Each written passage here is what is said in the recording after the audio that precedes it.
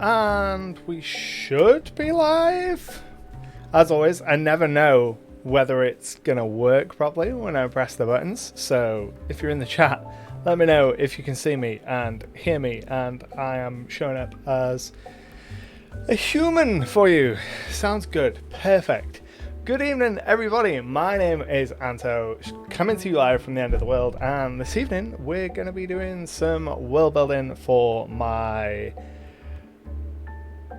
next campaign setting. I completely blanked and completely forgot what it is that we're going to be doing. We're going to be doing some world building for my next D&D Pathfinder 2e campaign setting, the Jewel Cities of Talavar. We've been doing this for a little bit over a month now, and it's been going really well, so we're going to keep on doing it. This evening I want to do a little bit of actual world building within Legend Keeper, and I also want to do a little bit of map stuff. I've been messing around with my map today, and I'm going to show you some of that in Incarnate as well. I just got finished exporting the latest version of the map. That's why we're starting a little bit late and why it took longer for me to press the button for my face than normal, because it was still exporting. It takes like 20-25 minutes for me to export the 8K version of this map now because it's got so much stuff going on. I really should go in and kind of flatten some things, but I don't want to do that in case I need to change things. So I'm going to wait until it's finished and then flatten it all to make it a bit easier. But yeah, so as always, we're going to be doing this largely collaboratively. So down in the chat, underneath the chat option, there's a little gold coin icon. And for those gold coins that you get for watching the chat just as you normally would, you can spend those points, those channel points, to redeem different things. You can place monster lairs in the world. You can name NPCs or name locations. And there's a bunch of cool stuff that you can do with that. We also have a follower goal, which is here, this side, definitely this side. We are trying to get to 230 followers by the end of the stream. I think we're at something like 223 at the moment or something like that. We're pretty close. Let me check. We are at 223 at the minute, so we only need 7 more followers to hit that goal this evening, which would be lovely. And as we are going through, don't forget to just generally get involved in the chat. This is a lot more fun the more people that are talking and the more people get involved. So then, let me go ahead and make sure everything's working on my end. That's saying that is exported, so I can go ahead here and let's switch to the desktop view. And now you should, fingers crossed, be able to see my Incarnate map. This is the map that I have been using for the Jewel Cities of Talavar, and it's what I've been making all locations in. This evening I went in and I changed a bunch of the locations, the icons that we've been using for the location. So up until now, if the screen wants to stop freezing, Incarnate really struggles at the kind of sizes that I'm working at. There we go. So previously the icons for the cities has been much bigger than they are. And the reason why everything is so tiny now is because I want to be able to really zoom in. All of these locations, like this region here, is a whole country. So having a city take up like 25 miles worth of real estate on the map just wasn't working for what I wanted to be able to really zoom in and get super granular detail off this map. So if we just switch between the Legend Keeper version, which has got the old map, and the new version, you can see previously the city markers were huge, much bigger than they should have been for these smaller regions being their own nations, and now they are much smaller.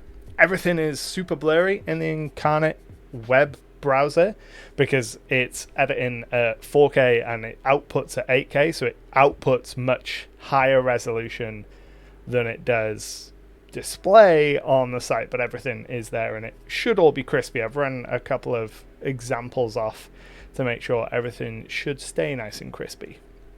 Let's dive into the chat and say hello to people.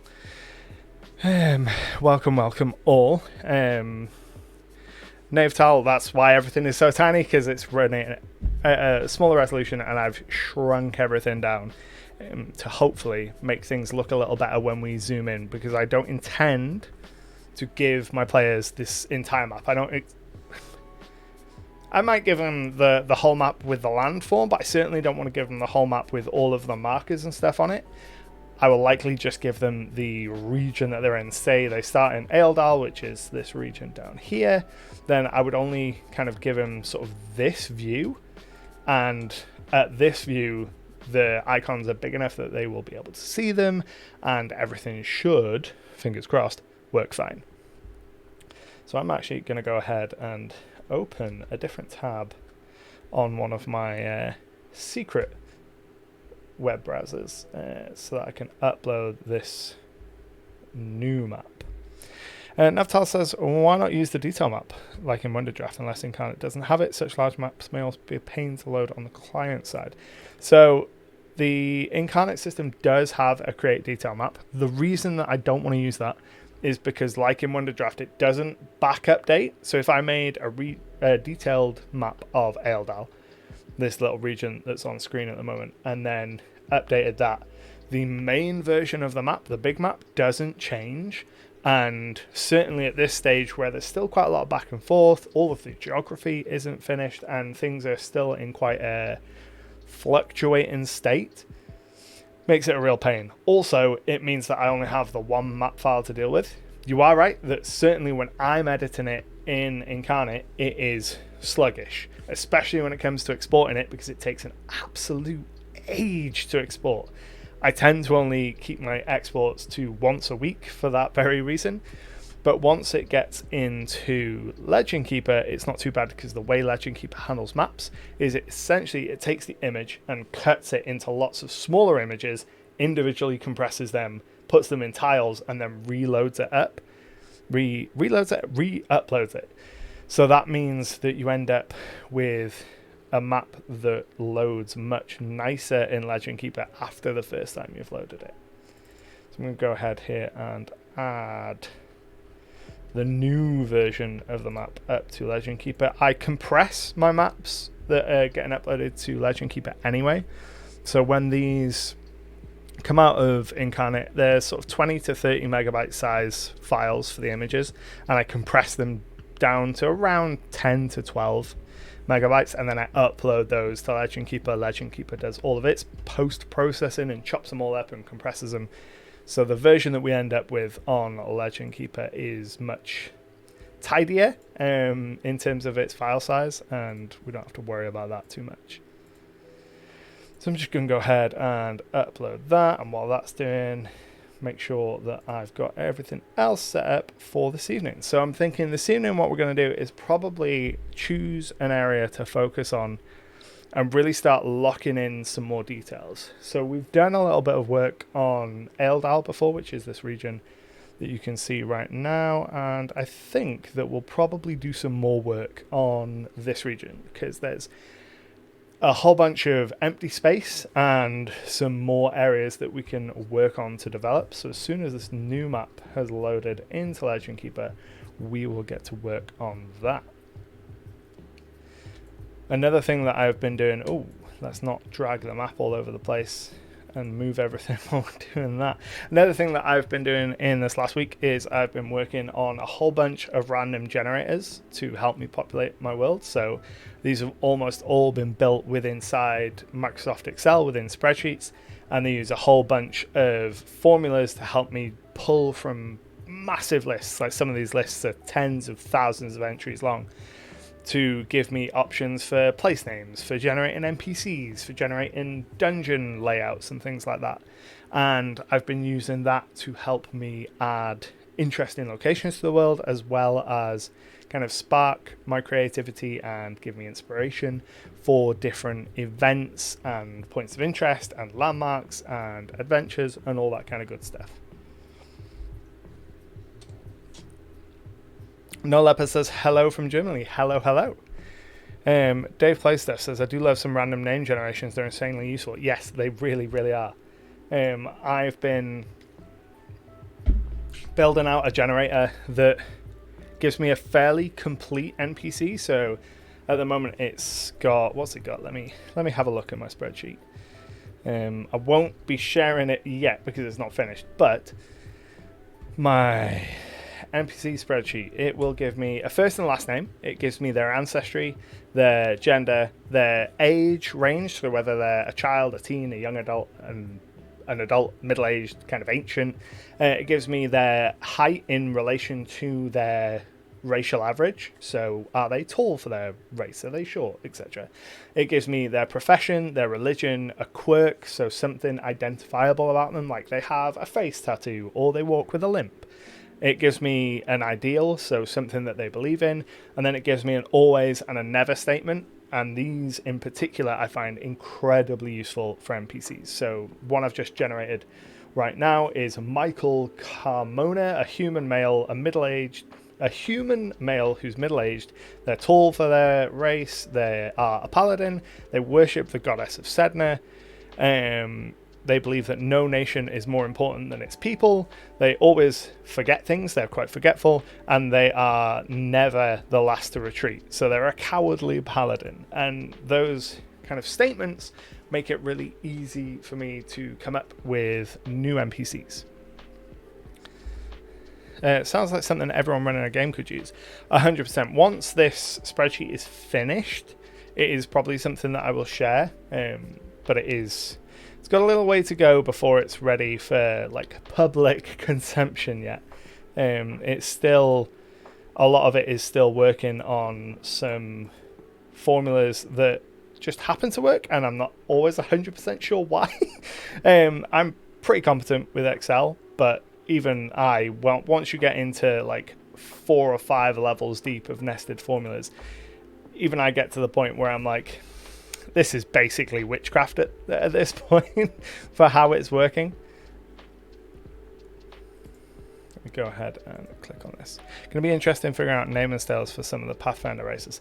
Yeah, so I tend to approach ancestry naming with language archetypes in mind. So for example, Celestial, I tend to use French names because in my world long ago I established French as the kind of sound of celestial beings. So kind of Azamar and all of the Deva and stuff, their names tend to have a French lean to them. And then humans and other races that take on that kind of French sound typically are named kind of with celestial naming conventions. The Consumer of Names, that sounds like a nice title for a BPG. That would be pretty... Like, I'm immediately thinking of someone that steals names as power, because names have power, and steals magic from people by learning their names and goes around the world doing that. That would be really cool. So let's go ahead and reload the Jewel Cities, reload this page, and see where we are. So there we go. So you can see this has reloaded the map. It's replaced the town icons with, instead of having a name, it's just a little icon for the town. That was something that was starting to become a problem because I have a lot, or I will have a significant amount of towns on this map, because you know, every sort of 25-50 miles I'd like there to be a town, and I don't want to have to think about the names of them all right off the bat.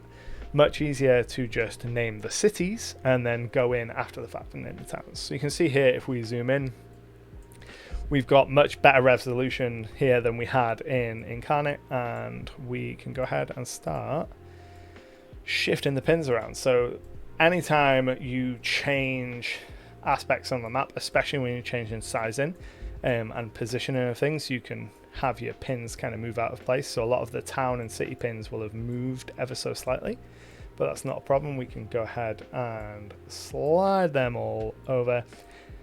And while I'm doing that, I think that we will probably focus on Eldal today. We've done a good bit of work on it so far. I think that we probably only have maybe 1 or 2 streams worth of like dedicated work left to figure out what is going on in this region and figure out everything that we need to know about it. So I'm just going to go ahead and move all my pins, because if I don't do it now, I'll forget to do it, and then it will really bother me. But doing this and making these smaller regions, or the smaller little icons for the towns and cities, has a benefit that it means that I can see more of the surrounding area as well. So if we zoom in here to Mournburg, you can see that previously Mournburg took up almost all of this kind of jetting section of land. Now we've got a little more space. We can figure out, okay, we've got a 25-mile hex here or a 24-mile hex. Do we want something else in there? I'd like to get to the point where almost every hex on the map that is land-based has some kind of interesting location or some kind of point of interest or a landmark or something like that in it. So these kind of 3 down here are mostly covered by Mournburg. A city, I like to think, takes up sort of the hex and maybe the hexes around it depending on where it's placed. But I'm happy with Mournburg kind of taking up these 3 hexes. This hex here, we have some hidden treasure. We've got a traveling nobles encounter in this 25-mile hex. We've got a town here. We've got another town and some magic items in this one. We've got a men here, which is a standing stone here. We've got a location here, a town, an outpost. So we need something for this place here. And so let's go ahead and throw down just an icon so that we know what we're doing, and we're just gonna call this X. So we need something in this location here, probably along this little bit of coastline here, and then we've already got one here, so we want probably something on this road, and then another thing along here, and kind of all along this coastline. I'm thinking towns and possibly another city. Null says, question, what does name an NPC do? So when you choose that option, it lets you name an NPC somewhere in the world. So typically that will get redeemed when we're working on a specific location. So if we were working on a city or a town and we were like, right, we've got a tavern, we need to populate this tavern, name an NPC, you could name the tavern the innkeeper, or you could name the mayor of a city or whatever is relevant for that point. Or if you want to just throw a name into the hat, then I can make a note of it, and the next time we come up with something where that will fit, you can fit that in there. Navetal says, do any of your cities have an academia already? Always nice to have one place to have a place like that, especially with a high magic setting. Yes, I think that there's going to be some level of academia in Mournburg. So Mournburg, very heavily inspired by Warhammer's Mordheim. It's probably going to have some kind of academic society in it, in the kind of genre of the grimdark that this particular city is going to have. Callie says, could add a couple of ruined fishing villages and towns along the coastlines, also lighthouses, absolutely. And Albion says, decent sized bay there. Yeah, so this bay, Fendrel's Ruin, was the site of a great big battle, and there's essentially like a city of sunken ships under the water, and there's a whole bunch of undead and ghosts and stuff there. Dave Playstuff says, that's an interesting style map for Mournburg. It is a slightly edited version of a map of the Mordheim map from the video game Mordheim that I found on Reddit. Someone had sliced together all the little segments of it, put it all together. I took it into my editing software, kind of took off some of the outline things, color shifted it a little bit, and ended up with this. Derelict or about to go derelict towns higher on the mountains, maybe? Absolutely, that could be something we go with.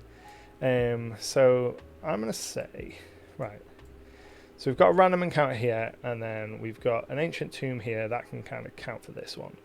We've got monsters here, so we want something here. So we're going to go with some kind of generic point of interest. So I'm going to use my generic point of interest generator, and what we get is a frozen traveler.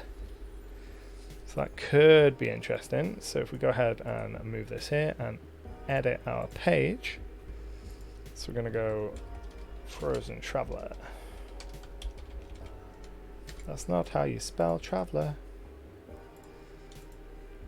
We're going to go ahead and hide that pin and hide that page, and we'll figure out what's going on with that frozen traveler in just a moment. I have some idea that that will change to be an item of some kind, because when I think of what is interesting about a frozen traveler, you either want them if the players are moving through the mountains and they find some kind of frozen traveler, you want it to either be someone that's been like murdered or attacked by a monster, like their death to be the intrigue, or you want something on their person to be the intrigue. So that could be a magic item, that could be some kind of note or letter, or some kind of plot hook or quest starting point.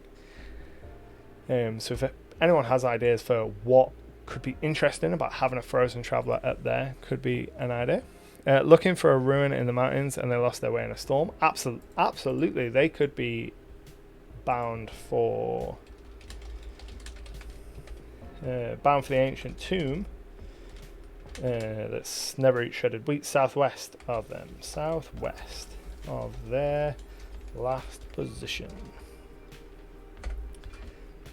So we have a tomb that's kind of 25, maybe 35 miles southwest in the mountains, and they could have been traveling through the mountains to find this. Maybe you have to start the trek further along the coast and you can't get there directly. That could be an option. And then mining towns. We've got a mining town on this side for mining coal. Let's go ahead and see. So we've got monsters. We've got a couple monsters down here. We've got some Slard and a Glimnal down near Glamour. We've got an item in the Forest of Spikes.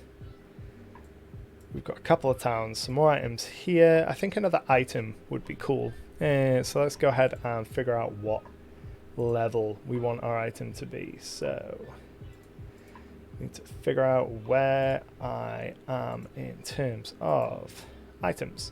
So another thing that I've done in this spreadsheet that I've got is I have imported all of the Pathfinder 2nd edition items into it, and I use that instead of Archives of Nethys, just because Archives of Nethys can be really slow, and this just lets me get to those items quicker. So if I go, right, okay, some kind of item, let's go around level 5 maybe. Let's have a look at what we've got so far. So we've got the Black Lance, which is based on the Devil's Trident. We need to have a look at the Devil's Trident and figure out what level that is. That's level 9.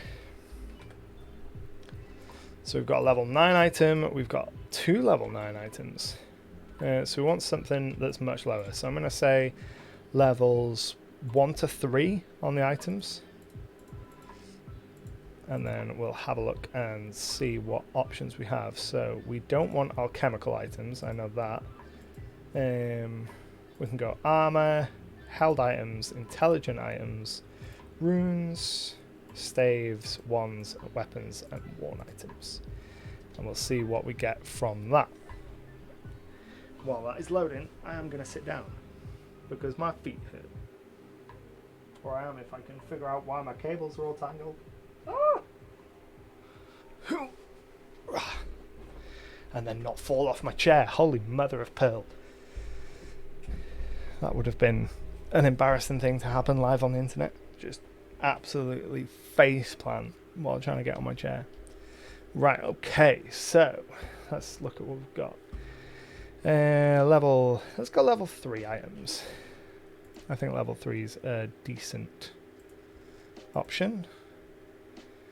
And then we've actually got a lot of options for level 3 items when it comes to Pathfinder 2nd edition.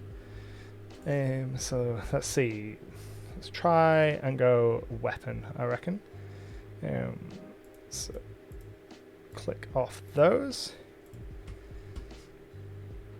The Lady's Chalice, the Book of the Dead. Let's have a look and see what this is.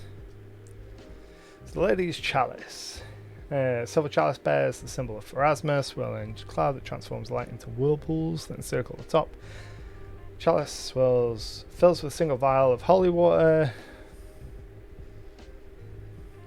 No, that's not nearly interesting enough. We want something, I'm thinking armor or weapons. So for weapons, we'll get rid of everything that's not those, and then we'll go... There are no armor, so we just go weapons, I guess. So we've got Fighter's Fork, Word Reaper, Retribution, Axe, Smoking Sword, Stormhammer, Sparkblade. I like the sound of Word Reaper. Blades. +1 sickle is engraved to look like a curving feather of particularly elaborate quill. The wooden handle has a pen nib at the base. You can use the Word Reaper's handle as an ink pen that never runs out of ink. You use the Word Reaper to inscribe the words read by and your name inside a non-magical literary work. You immediately gain cursory knowledge. Again, that's not the most interesting of items. Let's go for the Retribution Axe and see what that is. +1 great axe that bears the design of a human skull. Whenever a creature damages you with an attack, skull changes its appearance to look like the face of that creature. They gain a +2 circumstance bonus on your next damage roll against that creature before the end of your turn. Reshapes each time you're damaged, you get an additional damage. Cool, that's much more interesting. Retribution Axe. Let's go ahead and double check that we don't already have that anywhere on the map, because I've added a lot of stuff so far and I've forgotten what I've added. No, we don't already have it. With not so interesting items, perhaps tie them to a nearby NPC who it belongs to. Possibly. It's more for the stuff that is specifically on the map, I want those things to be exciting kind of in their own right. A lot of the lesser interesting things can be rewards or fest quetch items that the players aren't interested in keeping. The problem with going, hey, go and fetch this or find this item that belongs to someone else, bring it back to them, is if the players are interested in it, they either have to try and convince the person they're bringing it back to let them have it, or they steal it. Tweak it to a hammer for added uniqueness. Takes the face first on one flat of the hammer, so you're hitting folks in the face with a face. See, I do really like that idea. I do really like that idea. That's definitely that's too funny not to do. That is too good. Right, yeah, we're gonna make it a hammer. Hammer of many faces. And then go ahead and wait for that to load. Hide that pin and then paste. Need to make sure to be in the habit of always making my info in secret panels, because I forget to do it way too often. So based on the Retribution Axe, except it's a hammer that gets the faces on the side of it. Hit them in the face with a face. And then we want to go ahead and grab the link to the Retribution Axe, and we want to paste that into there, because otherwise I will forget what it's supposed to be. Cool. So now we've got we've got a pretty decent population of pins. I'm thinking we're going to want some kind of town here, because we've got a town here and then we've got a 50-ish mile expanse. So this is going to be an ideal spot for a town. So we're going to jump back over into Incarnate, and we're going to grab our little town icon, copy and paste that, and then we're going to move it down and place it on the road here, or maybe just a little bit above, so it's on there like that. So then this will be occupied by a town. Then next one over we've got a frozen body, next one over we've got an ancient tomb, then we've got monsters, then glamour. So that's the kind of northern coast of Eldal pretty much figured out. We need one point of interest up here, so let's go ahead and load up my point of interest generator in Excel again and see what we get.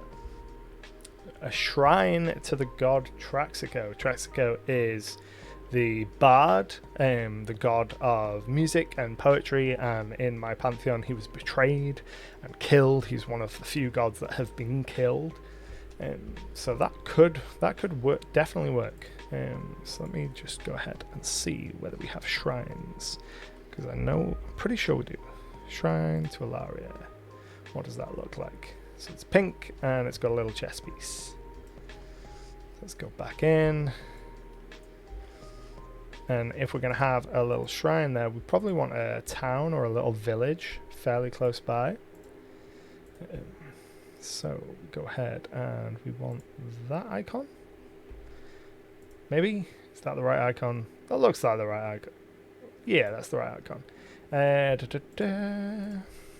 Shrine to Traxico. Hidden page.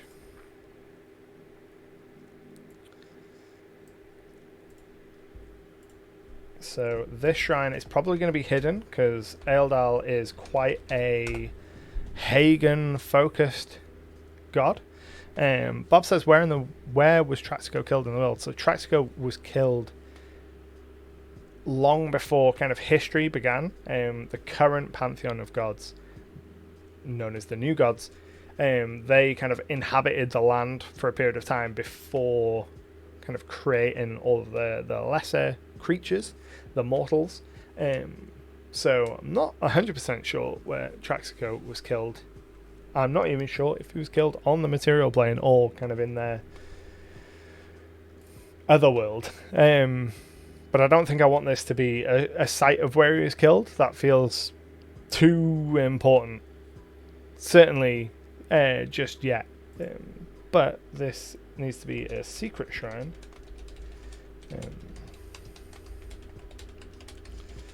Draw attention of Hagen worshippers. Because it's a secret, it's going to need to be near a village, so we want to put a village down here. So we'll switch back over to Incarnate and we'll drag ourselves over to where we need to be. I'm going to grab our icon for a village. I think that's the right one. It is.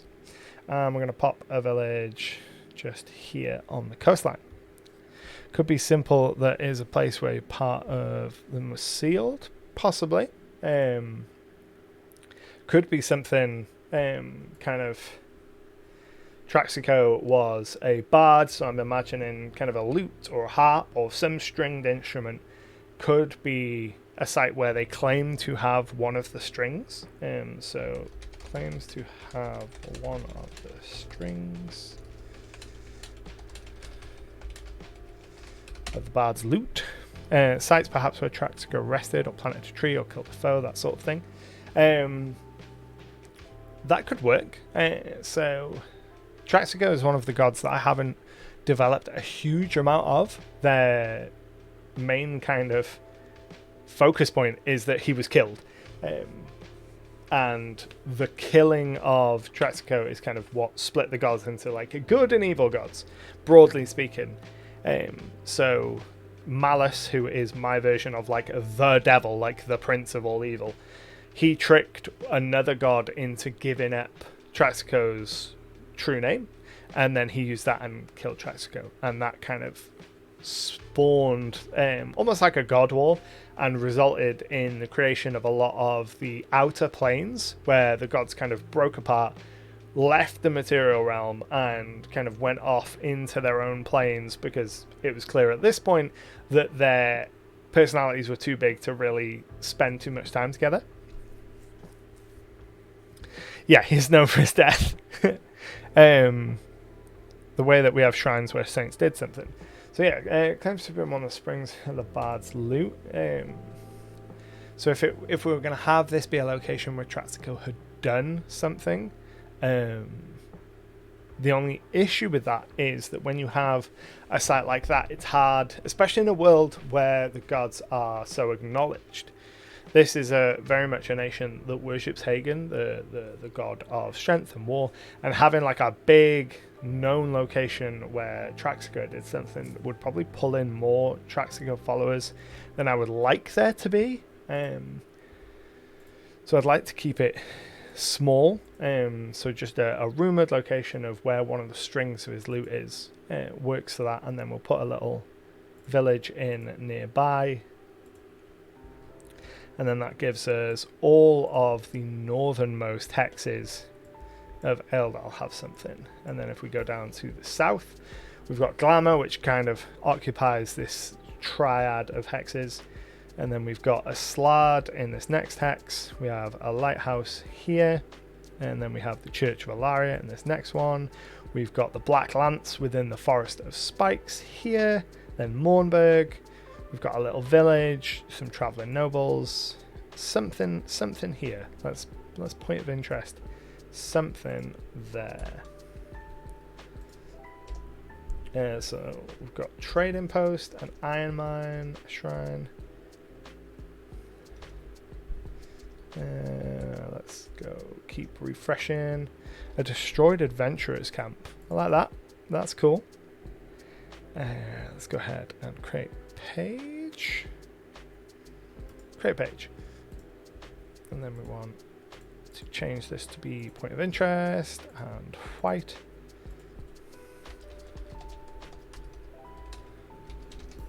Adventurers camp destroyed.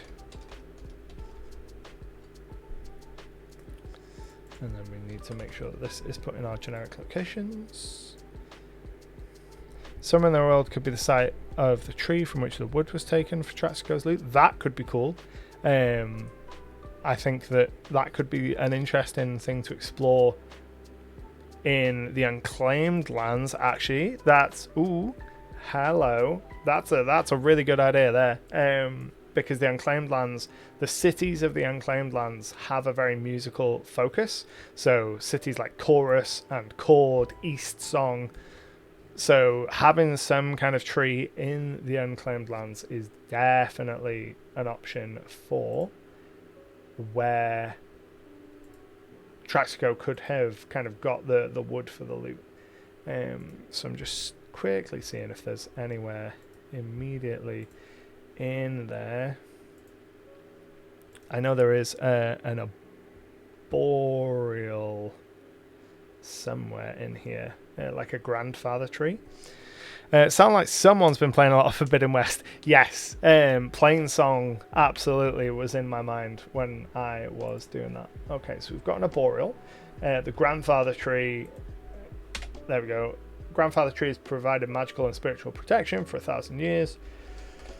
We were to have given the wood for Traxico the Bard loot.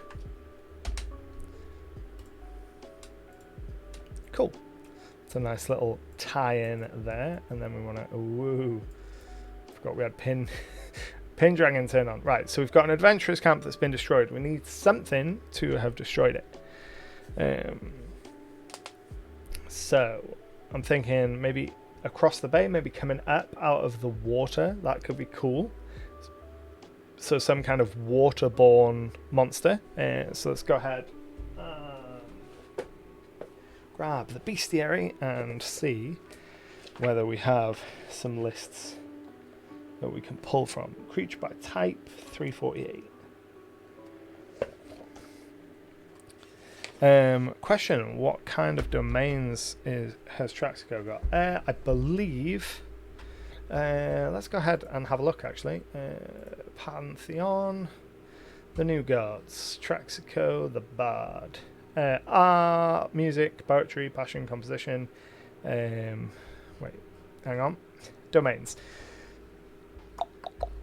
Art, music, poetry, passion, composition. They're the broad kind of domain categories that Traxico has.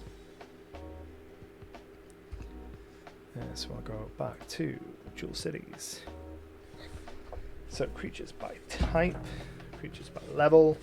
Are there creature by location tables in the bestiary? I'm starting to think that maybe there aren't, which feels bad. Like, absolutely want some waterborne creatures, but don't want to spend like 8 years looking through the bestiary for it. Let's have a quick look. So we've got water methods. Tree Razor. Denisis. I think that we might have one of those down in Unclaimed Land somewhere. We do. Giant crocodile. They live in the waters around the Unclaimed Lands. So ideally I want something that's not crocodilian. I'd rather not a dragon. Something... Sea Devil, hello. That sounds ideal. 280 something. Let's go ahead and find that Sea Devil. Satyr, Scorpion, Sea Devils. Cool. So these are like little sea lizard people. Okay, cool. They work. They've got like 4 arms, cool tails, big old fins, and a sea serpent. Cool. Yeah, Sea Devils. Absolutely. Some kind of Sea Devil tribe. So we can go ahead and not do that, whatever that was. We want to remove that. Pathfinder's answered to Sahuagin. They're much better named. The Sahuagin. Such an awkward word to pronounce. So, Sea Devils. I should have looked at what they were. Sea Devil Brute, I think it was. Sea Devil Brute. PF2.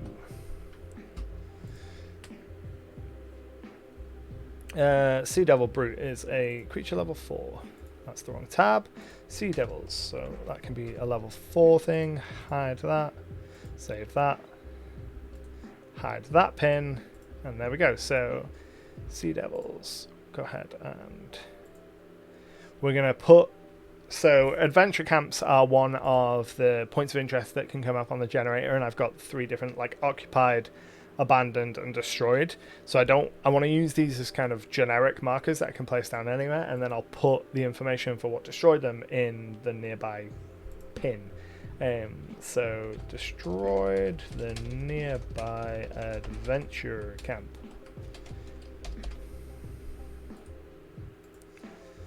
And that's all we need for that. So that gives us Mornberg, this here. So we have, I think we only have like 1. Yeah, there's only 1 or 2 hexes left. So there's this little mountainous region here for something, for some kind of point of interest. And then we need to stop dragging the pins is what we need to do. Right, we're going to make sure the men here is in there. And the Varen Hill is going to be in that one. So we've got two locations left to go in Aeldal, and then that means that there is something of note, whether it be a settlement, a monster lair, an item, a random encounter. There is something of note in every kind of 25 mile, every day's worth of travel within that region, which is the goal for this whole thing. So the point of interest is a dungeon. Okay, so we go ahead, we will link to existing, and I believe they are ancient tombs. Ancient tomb. So pretty much all of the ancient tombs, what I plan on doing with them is marking their locations, and then I will essentially take a really like hex map, West Marches style, OSR style approach for a lot of the dungeons, in as much as whatever level the players are when they arrive at that tomb, I will create something kind of bespoke for that. Dice and Logos has a huge section on their website of kind of maps of all different kinds of dungeons and locations, and I've added some of them as specific locations in the world. So one example is up in the desert, careful not to knock any of the pins, have the Titan's Claw. That is based on a Dyson's logo map of this ruined hand jutting out of the sand, and I don't know what is there, but I have a map for it, and it exists on the world map, so I have a starting point. So that's broadly what I'm going to do with most of the ancient tombs and the dungeons and stuff like that, is pull a map that looks interesting to me, either from the Dyson's logo catalog or from the official D&D books. I've got about 160 or 170 black and white or monochrome maps from the official books that I've pulled off D&D Beyond, because I don't plan on running those adventures. So it gives me options for maps. So I'll probably grab some kind of underground lair or dungeon, classic dungeon style map, and then build something level appropriate for it there. Could be an abandoned mining town that dug deep and broke into an ancient tomb and woke something up. Very Khazad-dûm, we like it. So this is just one of my generic pins. So anything I updated here will update everywhere. So I probably won't update anything there. I will leave that as just ancient tomb and then swap it out for a specific pin if the players are in the region. I mainly want to know that, okay, there is a dungeon there, which means I can pull on that dungeon for inspiration for things that are happening both in Eldal and in Eruxis. So then I think we just have this one hex, this one last hex to put something in it. Warsworn. Let's have a look. Warsworn PF2.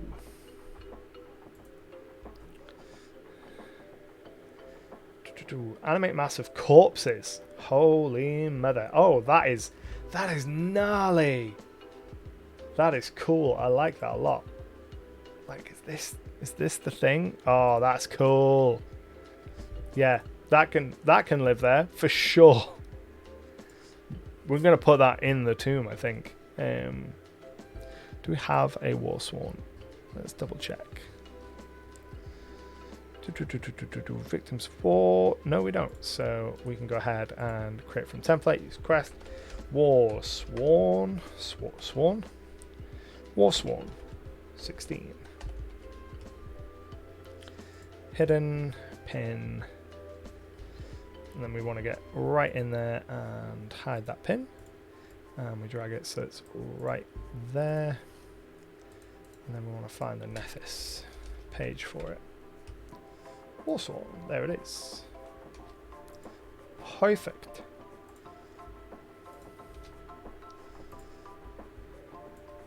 And then we go ahead and jump back to our random point of interest. So we've got a point of interest, an animal site, a non-monstrous animal site. So these are things like game. So you might have deer or elephants or anything like that. So we need to come up with a creature that would be interesting to see, and the intention with this would be if the players are traveling through this hex, they would encounter this group or singular interesting animal, or it would help inform the description. So if it was like, I've got some elephants up in the desert, if they are traveling through that hex, as part of describing that day's travel, I can describe that they are seeing elephants and describe kind of the environment around that. And that helps for the kind of random travel aspects and for some of the more non-destructive world building. So having locations like dungeons and monster bases and all that kind of stuff is really cool, but it is nice to add some details for something a little bit more mundane to the world. So let's go ahead and I'll see. We'll go and sort by creature type, because we have the bestiary, and that definitely has a sorting by creature type, so we can have a look at that. Creatures by level. He says that there's definitely a version that's creatures by type, but then he's not sure. Not sure at all. No. Stag, deer. See, deer are my first thought for something like that. But it feels a little bit mundane, but we could perhaps have a fancy deer. Let's go ahead and see whether there's anything like a dire stag or anything like that in the bestiary. So we want to look for S. Stag. So there's no stag, so let's go ahead and look for D for deer. Deep gnome. Nope. No, so we will just go and we will make it. So again, we use a little quest template for that, and we're going to go for somebody give me an interesting color, and we're going to have some kind of magical deer in this region of forest, and then a whole bunch of other deer, but we want one magical deer that's different to all the others. My brain immediately goes white or silver, but if someone has an interesting color, crimson. Oh yeah, the crimson deer. Deer? Yeah, it's that kind of deer. So we go ahead and we drop that in, and we hide our pin, and then we go. The crimson deer is a legendary magical animal.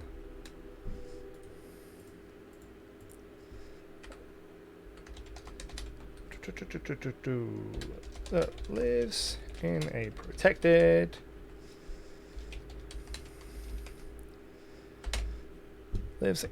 protected woods.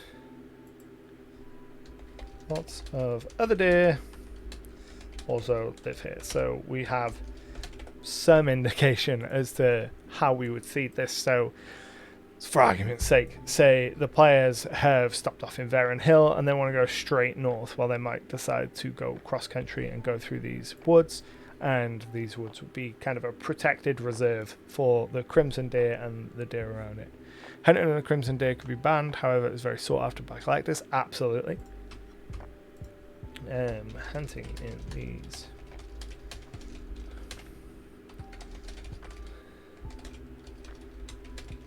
is highly sought by collectors. So we have a situation where perhaps if the players were moving through the woods, they could be hired to hunt this thing if they were newcomers. Let's say they're approaching from the south, from the north, heading south before they get into Eldal. Maybe they could be approached by kind of poachers, and that's something we could have in the next hex over, is poachers. So let's go ahead and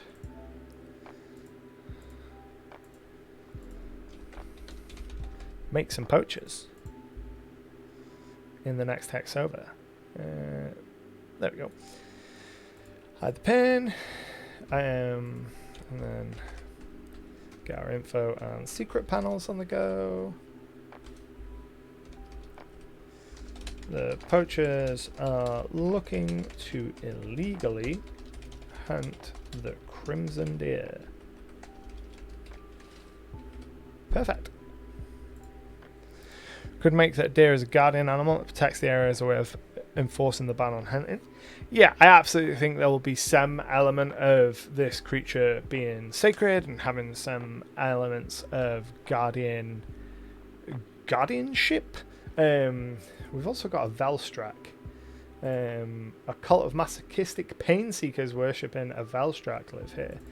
Okay, cool. I'd completely forgotten I'd written that. So what's the Velstrak? Velstrak, family of fiends from the shadow plane that are associated with pain and agony, possess some form of disturbing gaze. Cool. So this little region here, we've got a little watchtower overlook. We've got our crimson deer, our kind of reinforced protective game reserve. We've got poachers, and we've got a cult that are kind of using this game reserve. Let's go ahead and move them up a little bit so they occupy this hex, and we can edit the page here. Use the game reserve. Use the protected woodland of the crimson deer to hide their activity. Cool. So we're starting to get some of this interconnectivity between our pins here. So we've got this watchtower that is primarily focused with watching kind of the northern border, but then our protected forests here that we need a name for. We've got a cult that lives there because they're using its protected status as kind of a cover. Then we've got our poachers and our crimson deer. Dunwall's finest, hex map based. Welcome. This person can get out of there. Let's go ahead and get rid of that. This is not wholly hex map based, but I am taking inspiration from hex maps to kind of inform how I approach building some of it. So from the player's perspective, it won't necessarily be hex map, but it will be, it makes it easier for me to approach the world building if I treat it like a hex map, so I can make sure there's enough interesting stuff.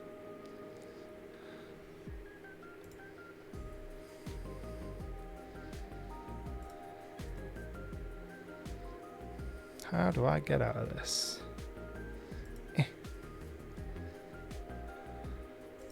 Can no longer get out of the mod panel. There we go. Alvin Absey says, name the woodland after the deer. Crimson Hollow, Crimson Corpse. That's actually a pretty good idea.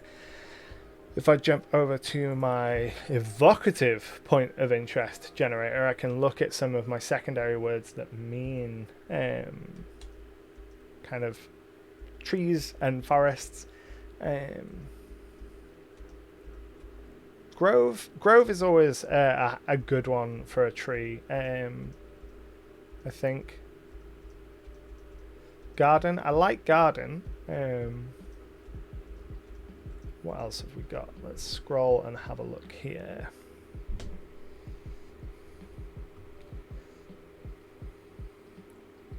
Creek, Crossroad, Delta, Dire, Stocks, Dome, Glade, Crimson Glade. Yeah, Glade, solid.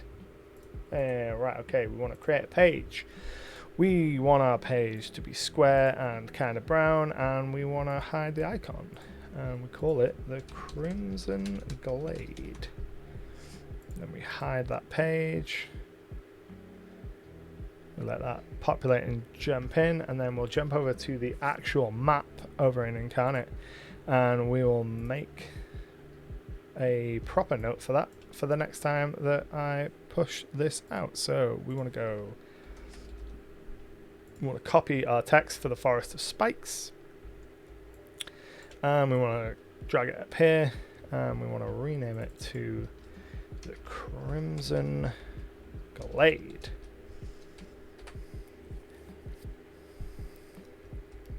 Teamwork makes the dream work. Applies ATK Beth. Okay, so the Crimson Glade. Cool. So I think that as far as what we initially need for Eldal, it's pretty solid. Like if we zoom out here, I'm going to turn pin dragging off before I move things and mess things up. And we turn on pin clustering and zoom right the way out here.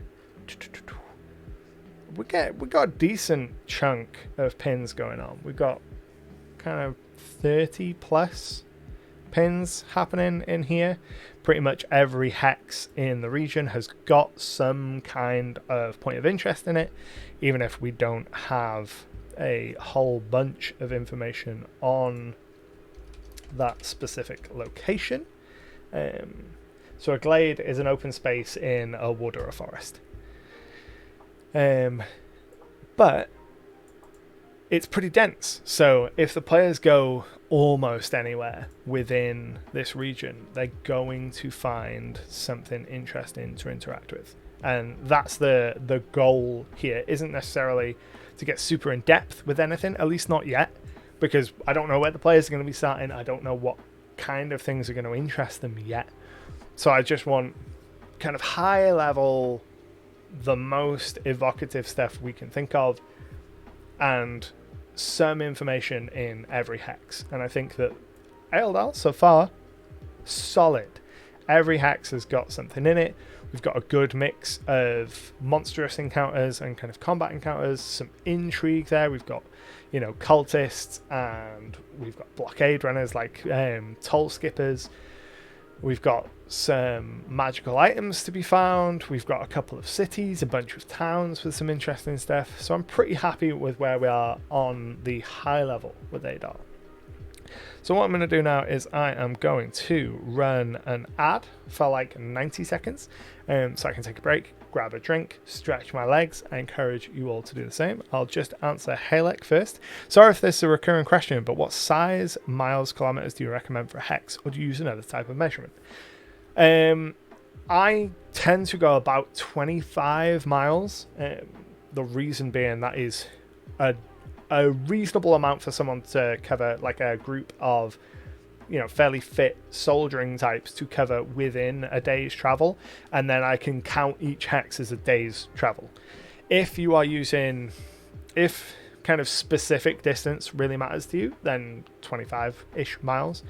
If you want something that is more abstract, then a day's travel of hex. That can vary based on terrain type, which is why I use the distance.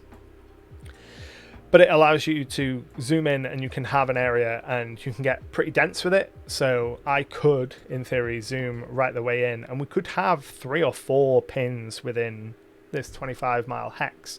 And when we zoom right in, they would show up, and we could place them and understand where they are in relation to each other. Or we can zoom out and have it be more of a case of the players are moving from location to location and focusing on kind of random encounters in between. So I'm going to run an ad for 90 seconds, go stretch my legs, grab a drink, and I shall see you all in like a minute and a half.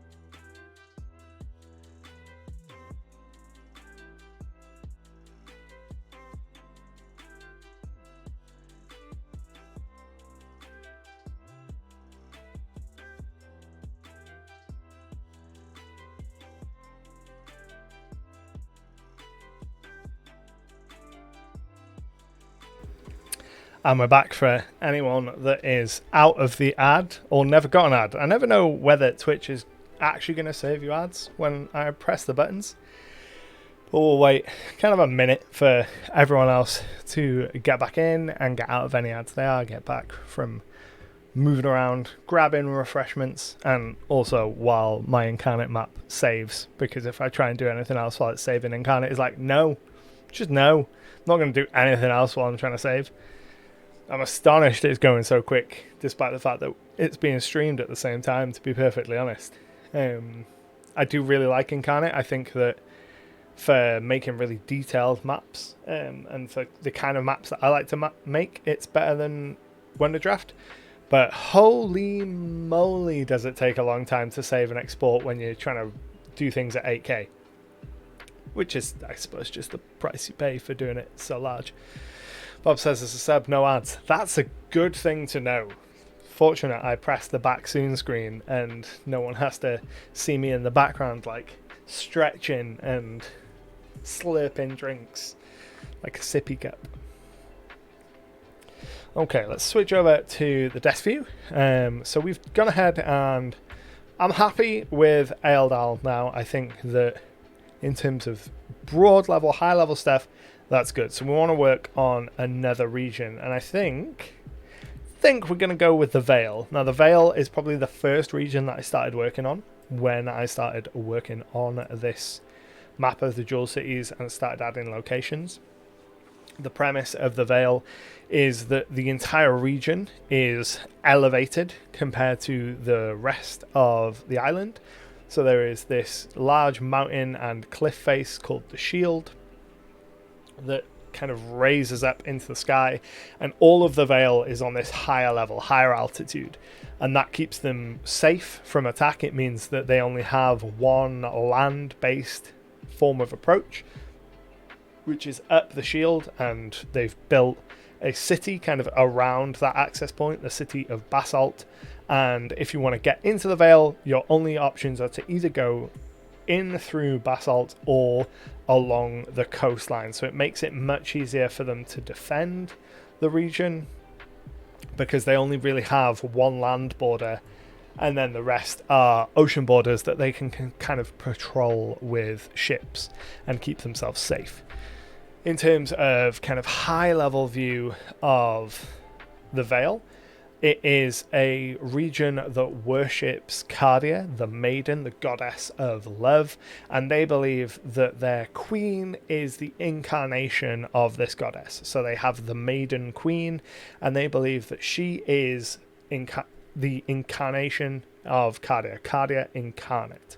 The current maiden queen is a young girl. Her mother, the previous maiden queen, recently died. I don't know how long, but recently.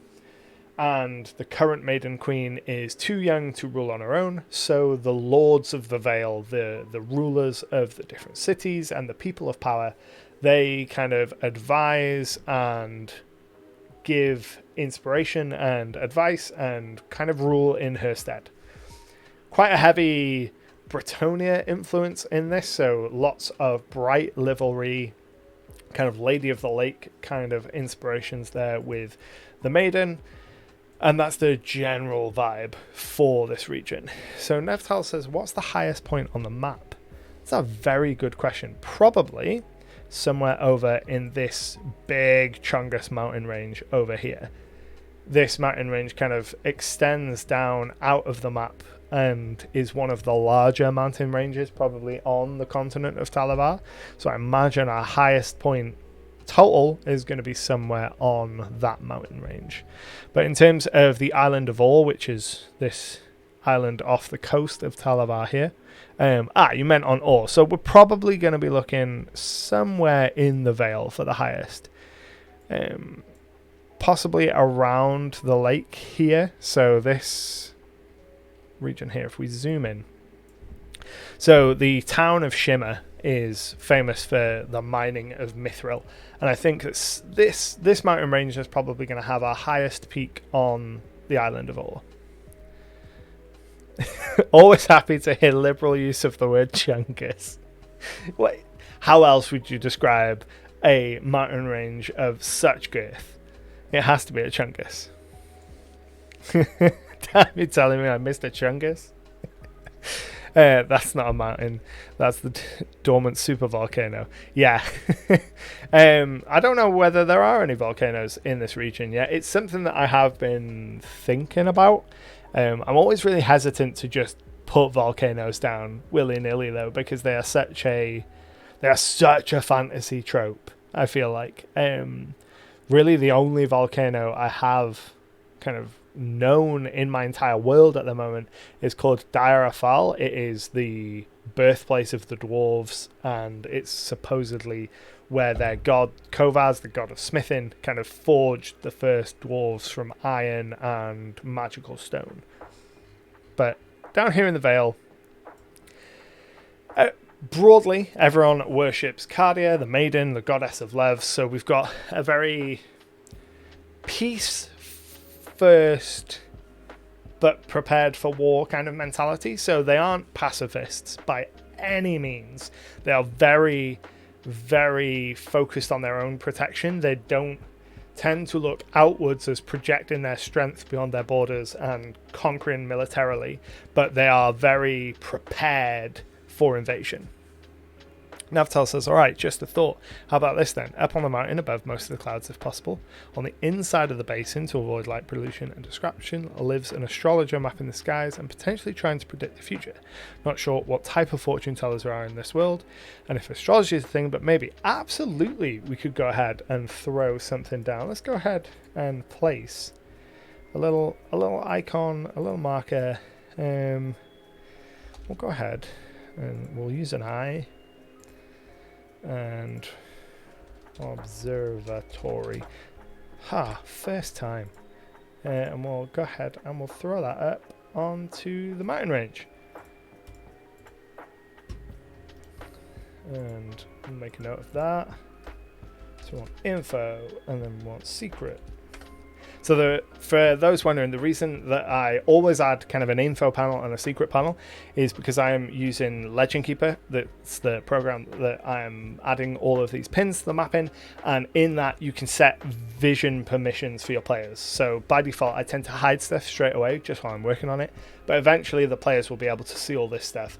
So I always try and make all of my notes in a secret block and then leave space for what is publicly available knowledge. So what I will tend to do is I'll write all my secret information in the secret block, and then if the players ask about it and they get information on this observatory, I'll copy and paste or rewrite what they need to know up into that info block when they learn it.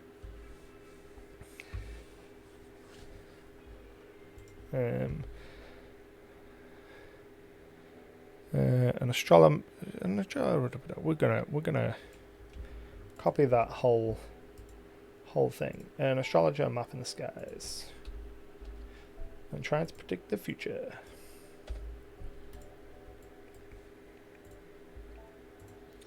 Okay, so right, we want to start. Where do we want to start? We're going to start north and work our way down. So this hex, we have what lives in the lake up in the mountains, especially as you have mentioned, the Lady of the Lake. So far, nothing. The Lady of the Lake was more of the inspiration kind of behind the way in which the people of this land worship. So in Bretonia, they worship the lady. I believe she's the Lady of the Lake. And that everything is for the lady, and that kind of for the lady mentality trickled into the thinking for this region. So it's very much a for the maiden kind of thought process. This lake could absolutely be somewhere that has kind of religious significance to Cardia, though, and we could work that in. Why are we going all the way over here? Let's go back over to where we want to be. We could absolutely incorporate some kind of shrine or some element of worship into this lake. So let's go ahead and make a note of that.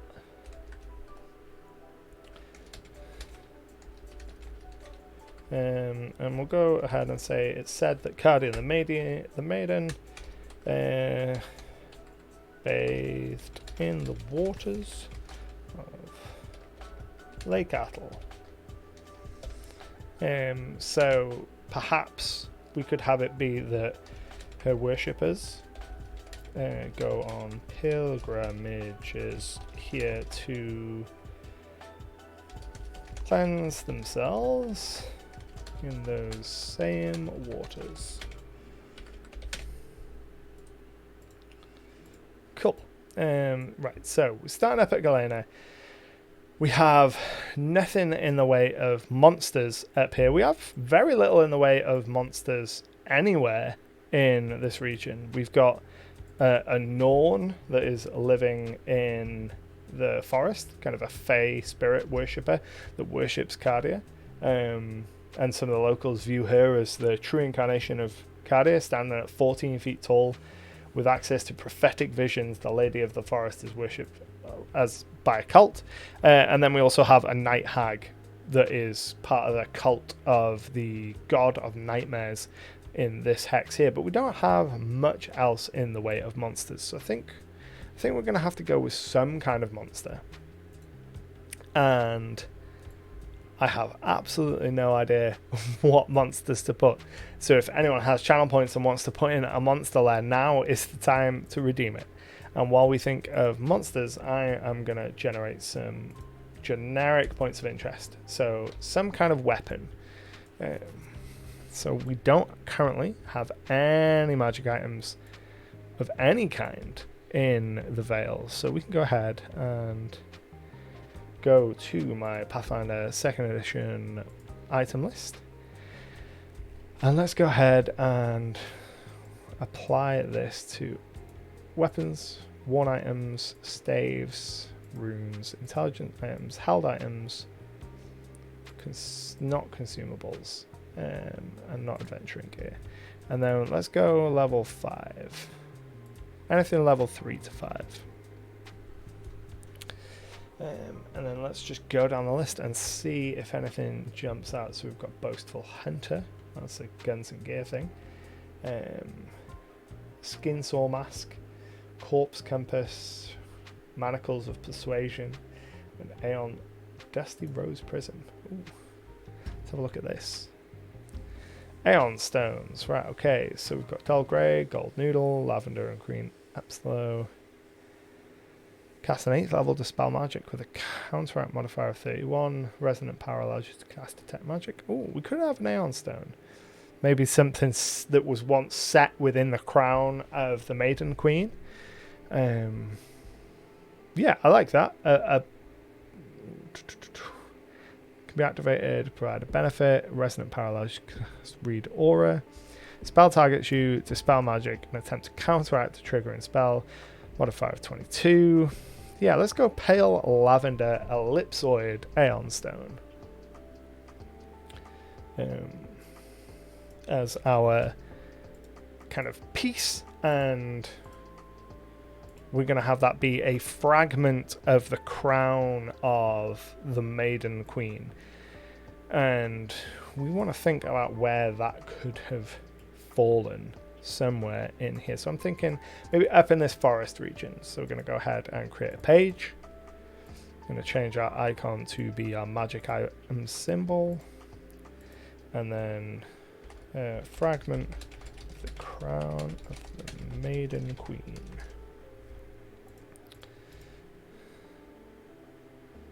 We didn't make a level for that, but that's fine. I remember that it was 16, maybe 13. Way off. 13. And then info. Secret. Purple lavender ellipsoid. Aeon stone.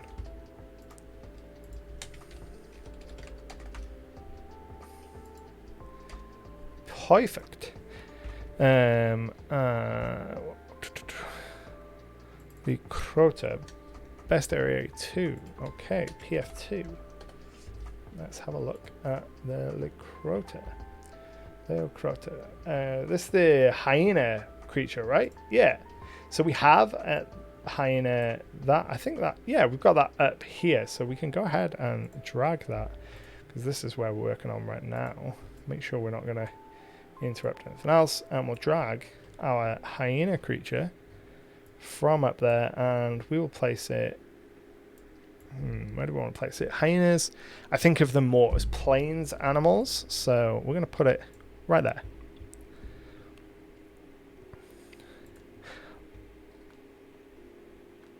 Welcome. So place that right there. We want to hide this page now that that's existing. Hunt children and such, so near a village maybe. Yeah, so in the next hex over from Foxglove, which is a town and quite close to Dream, this road would be fairly heavily trafficked. There may be a few of those ironstones lost where the original crown was lost. Possibly. They are quite powerful items though. So I don't want to put too many of them in the same location. I also don't want them without reason to be super spread apart. But this could be a case of the Maiden Queen still has the crown, but the crown is missing a stone or has a fake stone. We could absolutely have it be that it's a fake stone. So let's go ahead and go to our Maiden Queen page. Go into our secrets. The crown of the Maiden Queen bears a false stone to replace the fragment of the crown of the Maiden Queen that was lost. Perfect. The Crown Quest could be your Rod of 7 Parts adventure if your players get inspired enough. Oh, now we're talking. Just directly Rod of 7 Parts. I love the Rod of 7 Parts. It's conceptually one of my favorite magic items in D&D. Just the idea of going and assembling this magic item Infinity Gauntlet style and each piece making it better. It's just a super cool idea, and the elements that when you have a piece, other people who have pieces might know where you're located, so that kind of tension that comes from that is always super cool. Right, so up we go. So we've got the Leocrota, the hyena folk, there to prey on the nearby towns and roads. So next is we want to go to our points of interest generator. Man, it's taken all my willpower not to convert my Realm of campaign to Pathfinder 2nd edition right away. I know. Looking like there are campaign books from 5th edition that I would like to run for the story of them. Curse of Strahd being probably the top one followed by Descent into Avernus, because going to hell is super cool. And I have looked at them and gone, oh, do I just convert these? But it's not an amount of work that I can justify, for, especially seeing as though half of my players have played Ravenloft, so we wouldn't get to run it. And Avernus takes so much work to make work, even in 5th edition, from a story kind of narrative structure standpoint, that I'd still have to fix all that to bring it over to Pathfinder 2nd edition. Okay, so we've got a point of interest for Meteorite, so that could be cool. So let's have a look and see if anywhere immediately jumps out for having a Meteorite site. The obvious one would be the lake, but that's more like an asteroid, and I'd like the idea of it just being a lake. The most interesting thing of it being that the maiden was there rather than it being some kind of meteorite. But let's go ahead and have a look and see where we could put some kind of meteorite. We could have it down here. Or the island. The island could be cool. Yeah, we've not got much on the island. If we put it on this island, that's one hex just sorted. Easy. Job done. Is there a conversion guide for monsters and such? I'm not sure off the top of my head, but I'm fairly sure you would be able to make encounters relatively easily, because you would know what level the players are, and making level appropriate encounters in Pathfinder 2nd edition is much easier than doing it in 5th edition. So you just get your suite of undead or relevant creatures. If there is a one-to-one translation of like, oh, this is wolves in Curse of Strahd, well, I'll just use wolves and calculate the number I need for the level. It should be easy enough. It's more of, for me, certainly for Avernus, it's the narrative, like the actual story structure, that needs significant work. So let's go ahead and make that Meteorite. So I'm going to hide that page, and I'm thinking whether or not, I wonder whether there's any special materials that we can make weapons from in Pathfinder 2nd edition that we can have this meteorite be, and this can be a location for some of those special materials. That could be kind of cool, actually. Bob, do you know of any specialist materials like starstone or stuff like that? Not so much mithril or adamantine, more... Oh yeah, adamantine is meteoric iron. That's a really good point. Yeah, no, that is a really good... Yeah, it's going to have to be. Okay, so we're going to create a page. We are going to use a greyish coloured icon. We're going to hide our icon because this is going to be an ore site. Adamantine. Is it adamantine or adamantite? Adamantine PF2. Yeah, adamantine. Yeah. So hide that page, hide that pin. There we go. We've got a site of adamantine on this little island. We've also got a copper mine on there. So we need something for this little island. And then I'm thinking probably some kind of town. So if we jump over into the Incarnate map and we go ahead and copy our little town icon and then paste over that onto one of those little islands. And that could be like a little satellite region, like a protectorate or something similar for the Vale to kind of operate from and protect those waters. Which city would be the one to discover and potentially monopolize the ore? Dawn-inspired island hopping from north, or the unnamed city coming straight from the west? Probably Dawn, but that could be a source of conflict. Absolutely. There's also one type of metal I think that fell from space in Numeria on Galarion. That's if there is an alternate metal, or if we come up with something else. Absolutely happy to change that. And I'm thinking that this metal could be a great powder keg moment for a source of big conflict between the Vale and whatever region ends up controlling this little section here. As you can see, pretty much this whole center point of the island, so all up here and down here, is pretty much unassigned territories right now. But it could be a great source of conflict. There's this incredible metal that has crashed from the sky, and the Vale wants it, and this other region wants it, and the Vale says they have a claim, this other region may be a little closer, and some kind of battle or maybe even a full-on war could happen because of it. Looking for something more unusual than adamantine, just found auriculum. Let's go and have a look at this. If it's Dawn, then this protectorate you mentioned could be sort of a Daunian colony military base that they made just to keep the Anamians away. Absolutely. That's what I'm thinking anyway. The most rare and valuable sky metal. Well, it's going to have to be that. If that's the most rare and valuable sky metal. Auricalum?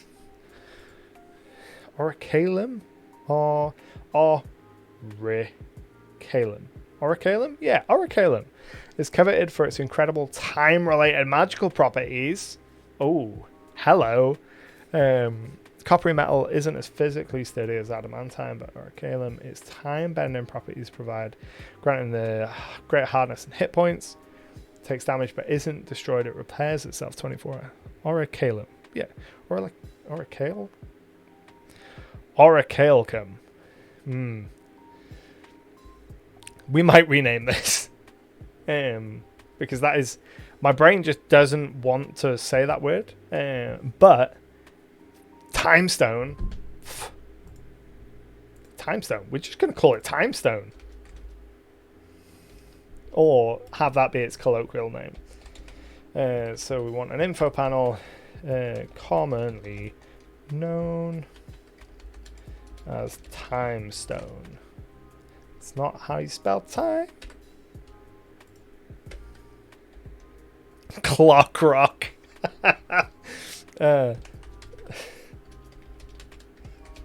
Clock rock. The island's going to become a powder keg of military and political intrigue, given how rare that metal is. If you want to place a fort or something on the island, also, do you have a god of time?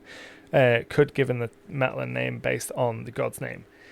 There is a god. There's a goddess of time. Her name is Alasia. She is one of the player characters from a previous campaign. Towards the end of the campaign, the players got involved in some time magic, and Alasia ended up kind of time jumping and finding an artifact called the Codex of Time and going back through time and pulling a whole kind of Back to the Future style thing and inserting herself as the Goddess of Time. I found, if you're curious about metal I've mentioned, it's called Noqual, and there's Sovereign metal too. Bet that Goddess of Time is pretty cool and sexy. I bet. TikTok Clock Rock. Alasium. Alasium is pretty cool, actually. I like that a lot. Based on this ridiculous name thing, and we're going to call it Alasium.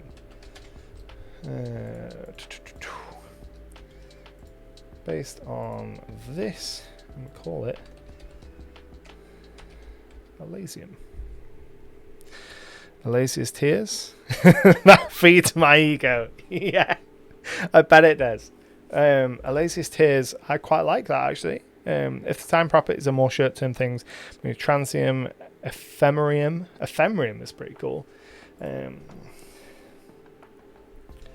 on, it's Timestone. Alasia's Tears. Ephemerium. I like Ephemerium. Ephemerium. Ephemerium. Yeah.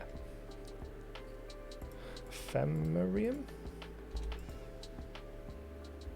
I really thought I was going to correct. Ephemeral. Let's start with ephemeral.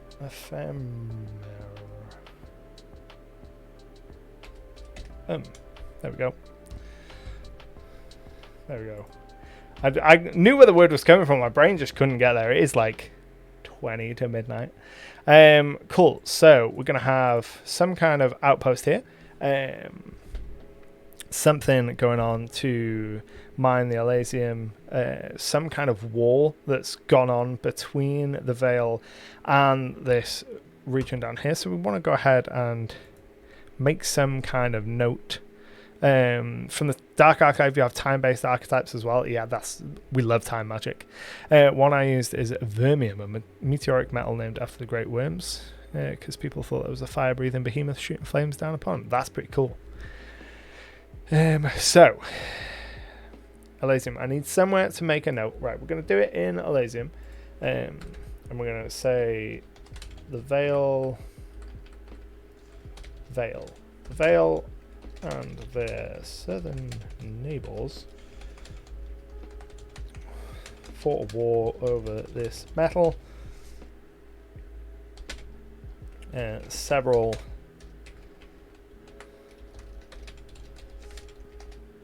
battle sites still exist. So that gives us a reference point, because in my generic points of interest generator, one of them is a battle site or kind of ruins of forts and things like that. So if we get some of them within the Vale or within the southern region, we can use that as a reference from these kind of timestone wars to reference that. So we're going to go ahead and we're going to jump up to the Vale. We're going to make a note in our little secrets here of the Timestone War.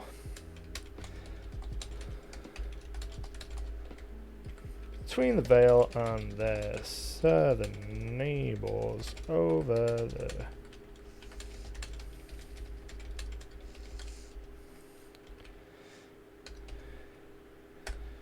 Elysium. Maybe there are some odd chronological issues in the area as a side effect of the war. That, yeah, we could play a lot with some really cool stuff. Elysium.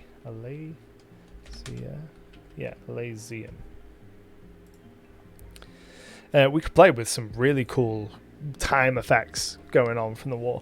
Did the Vale win, or is it still ongoing, or they've made peace with the contract? I think the Vale have won in some form.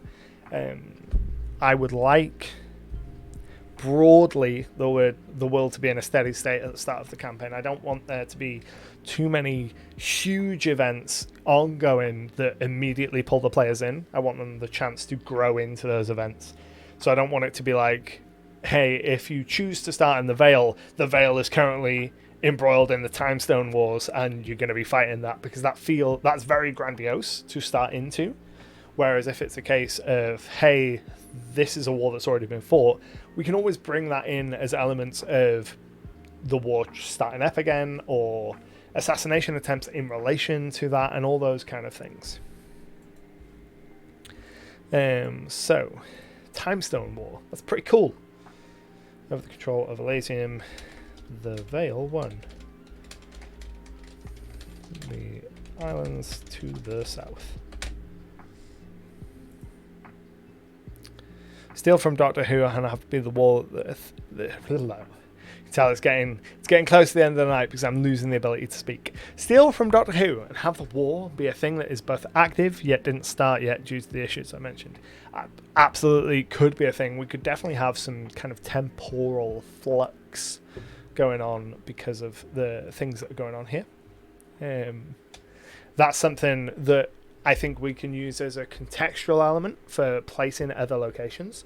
So if there are battle sites, we could have, say, a battle site that is temporally in flux. So if you arrive at that location at the right time of year or under the right circumstances, you could end up in the battle again. That could be kind of cool.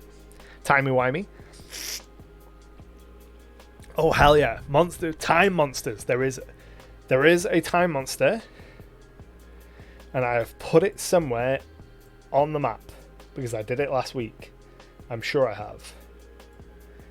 It's from Dark Archive, and there it is. It's the Morrowkin. So let's double check and make sure we've got nothing. Look to tomorrow's feast adventure, Dark Archive, page 190. Perfect. So we're going to go ahead, turn on pin dragging, just zoom out so that we can drag the Morrokin over. And then we'll just place that somewhere in the waters there. That's a very time-focused adventure, and would be entirely suitable for this region that is now become timey-wimey.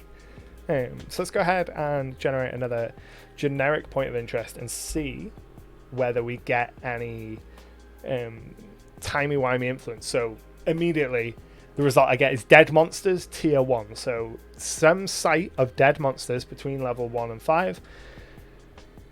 We don't necessarily need to know what those monsters are, but we can use that context of the Timestone Wars to apply that as, oh, if you arrive here at a certain point, these monsters will be dead. If you arrive here at another point, they'll be alive. And that can be kind of part of an intrigue-based adventure. Village is like, oh, we're being attacked by monsters. They only come at this certain time. We can't find any trace of them this other time.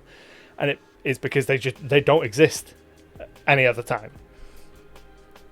That's really cool. I like that. I like that a lot. We're going to go ahead and we're going to place them right here. So I don't know what level 1 to 5 monsters we're going to use. They don't have to be time focused because they are affected by the time. The idea about finding yourself inside the battle makes it sound like one of those historical battle reenactment LARP things, but actually canon. Yeah. So we're going to go ahead and we're going to create from template. We're going to go with quests and we're going to go dead monsters. And we're going to go 1 to 5 because that's the level we're going for. We're going to hide that page. And then we go hide pin. These monsters died during the Timestone War, but still exist for a few days, a month, because of timey-wimey stuff. It's not the word that I would usually use. Nearby village. We might need to pull this a little closer to the village, actually. Needs help, but can find no trace. So I'm thinking maybe they exist for like a day or a few days a month. So for whatever reason they were killed during the Timestone Wars, their death involved some form of the Elysium of our Timestone, and now they exist as kind of an evolving, fluctuating point in time, and for a day or a couple days a month they can come and pester this village. Are they just hallucination mirages from other times, or are they actually there and can be taken out of the timey-wimey zone? Some good old paradoxical fun. Actually there. We love dealing with paradoxes. We just steamroll through them, and another paradox will eventually take that one's place and sort it out. So I'm thinking that because of the effects of the Timestone, maybe kind of it's a cyclical thing, so every X days they reappear. That could be cool, actually. It could be that they're stuck in a loop and they repeat that loop, and if you kill them, then once you get to the end and the loop resets, they reset. Not sure how the players would have to deal with that, but cool. The Redeem Monster is out of stock. Let's go ahead and try and fix that right now. Community? Nope. Where does this live? Let me go ahead and go. It's not manage goals. Manage rewards requests. Choose a monster lair. So what have we got? Markers complete. Markers complete. Edit rewards. There we go. It's because I will have set it, so it can only be done a couple times. Choose a monster lair. Edit. Limit per stream. Limit per users per stream. Let's up that both. Hit save. And that should make it so that the Redeemer monster is available again. Also, for everyone that hasn't already, go ahead and hit the follow button because we're super close to the next goal. The Bythos. Let's have a look at them. Bythos, PF2. Oh, that is cool. Look at it. It's like a galaxy-eating creature. That's cool. Guardian of space and time, and all time seeks out those who misuse planar and temporal magic. So that is a creature that would be kind of innately related to Alasia. So Alasia, after becoming the goddess of time, kind of established time police to protect against the misuse of chronomancy. So we can absolutely employ a Bythos somewhere. I'm thinking probably somewhere near Dawn. So if Dawn is the focus of... we need to rechange. We need to change Dawn from Dawn Maya to Dawn. If Dawn is kind of the city responsible for the maintenance of those islands, there'll be a lot of kind of time stone moving through it, and we can have a Bythos kind of be part of that. So we're going to go across the river because I don't want to clog up that area of woodland too much with a monster or with monsters. So Bythos 16, hidden, create page and pin. Grab our little Bythos image here, jump into this and go ahead and paste that in there so I remember what it looks like. Time police. And that's all I need. That's all I need to remind myself of what the purpose of this creature is. Hide pin. I don't know how developed the cosmology of this world is, but what about this? A timey-wimey meteor broke off from a larger timey-wimey celestial satellite, the moon, and these effects are triggered when the said satellite is right above in the sky as a full moon, and thus its influence on the meteor remains in its strongest. That could be something. The moon isn't typically associated with time, but that doesn't mean it couldn't be. The moon in this world is called Ilaria, after the goddess of travel and who serves as kind of a guiding light through the cosmos. But it could definitely have time police implications. Freeze, please. Just freeze through time. Oh, I love it. Let's go ahead and close some of these tabs because we're getting dense. The moon is very associated with time. It's literally why months are called months. In our world, it is 100%. It's why they last as long as they do, for sure. So it could have some moon elements to it. Don't know why we keep flicking off. I think my mouse might be on its way out of batteries. Let's zoom back in. Right. We got time for like one or two more generic points of interest up in the Vale. I think that we've made big strides having the time stone stuff that radically changes elements of it. So actually, let's go ahead and make a note of that. So in the Maiden Queen's entry, with the Crown of the Maiden Queen, we want the Crown of the Maiden Queen to be made from that Alasian.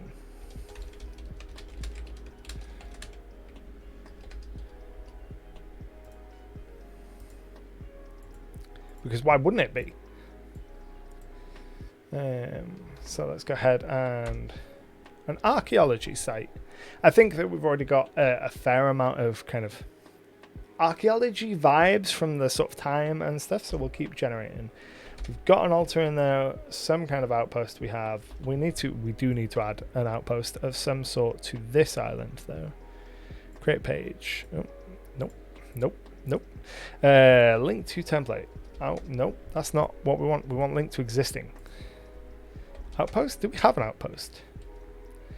Nope, we've only got Empire Outpost. So we'll figure out what the name of that place is going to be at another point. The region sounds like an adventurer's or archaeologist's dream region. I know, right? She needs a chronomancer as an advisor. Could absolutely have a chronomancer a chronomancer as an advisor. So we can go ahead and make a note in the key NPCs that one of the advisors is a chronomancer. With the meteorite, time police, and the astrology trying to read the future, they've all got a whole lot more timey-wimey. Maybe astrologer's sky reading for the future could be related to the meteor and where it came from. Absolutely. Let's drag over and have a look at that if it wants to stop freezing. Observatory.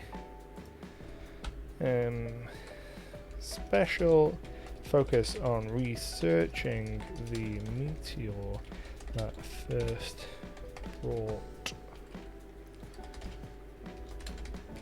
the Elysium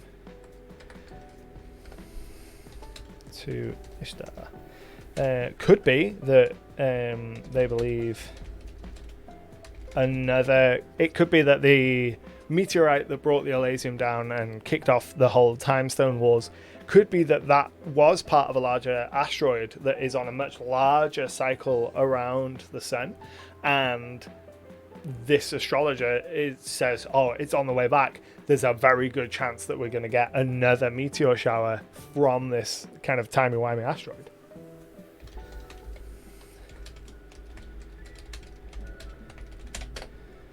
So that could be a quest there of, figure out where it is, and then we want to go and intercept it.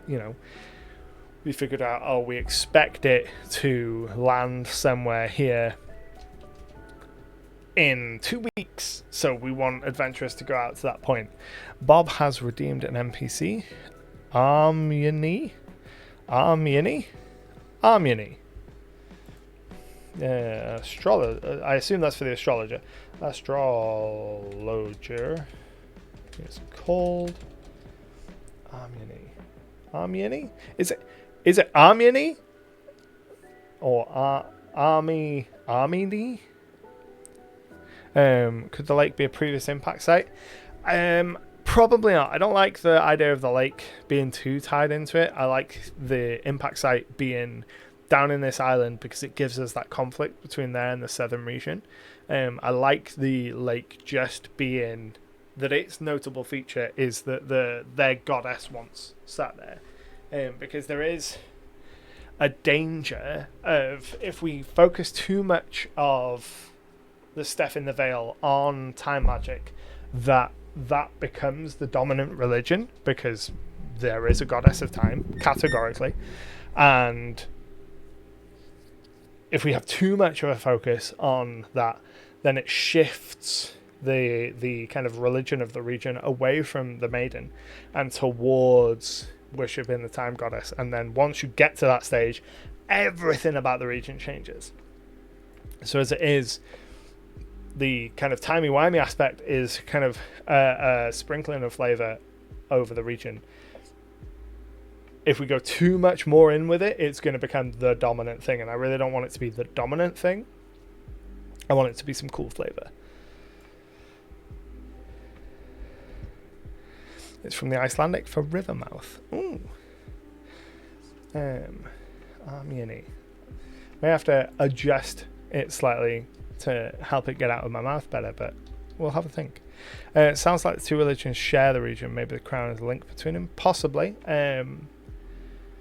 I think it's more of this is a valuable resource for the crown. The lady, the maiden, will have been established here long before the asteroid came, and there will definitely be kind of subsets of Alasia worshippers in this region.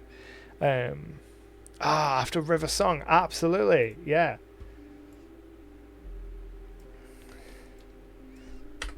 That makes sense. Let's go ahead and we'll make a note of that. Advisor. And we'll go River Song as the reference.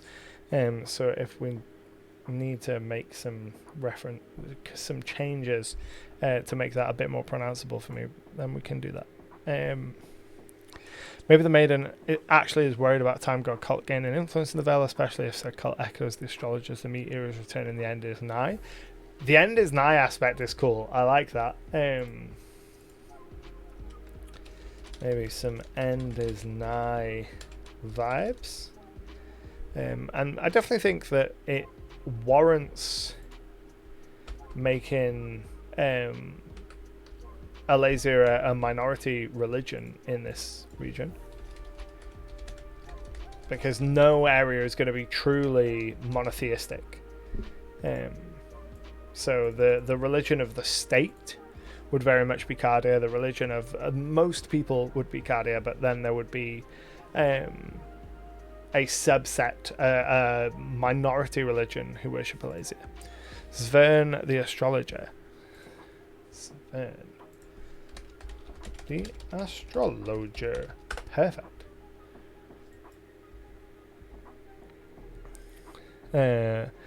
Foul and blank for the archaeologist inventor in the region. That's cool. I like that. Foul and blank. So we need a place for them to be based out of. We could have an archaeology site actually. Let's go ahead and have a look and see where we want to put this. One way I like to do that is I like to zoom out and look at where. Zoom out until the pins get really large and then see where their holes are. So down on this coast and up on here. We're going to go down on this coast because this is currently quite bare. So we're going to create page, or well, yeah, we'll create page and we'll call it archaeology site. And that is going to be that's going to be pink. And then do we have an icon? We do have an icon for bones. Yes. That makes me satisfied. And then in our little site here we need an info panel and a secret panel. In our secret panel, Phenomenal Blanc is the archaeologist / inventor working in the region. That was the wrong button.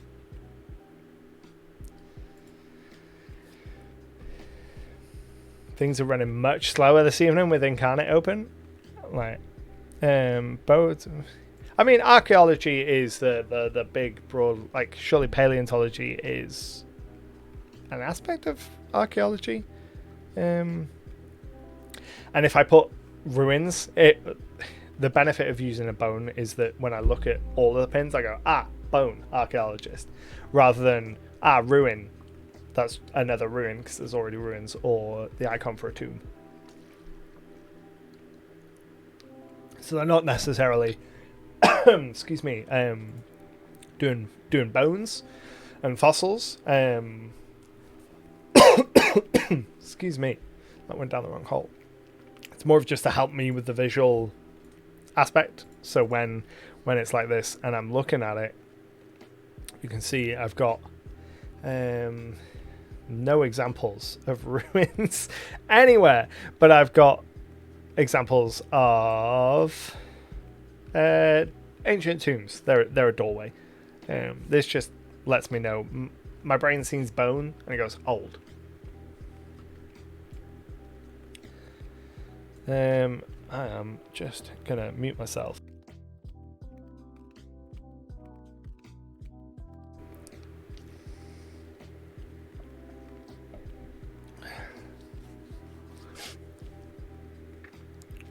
Fallon is likely up to no good in the area if they're anything like the character of the same name I played recently.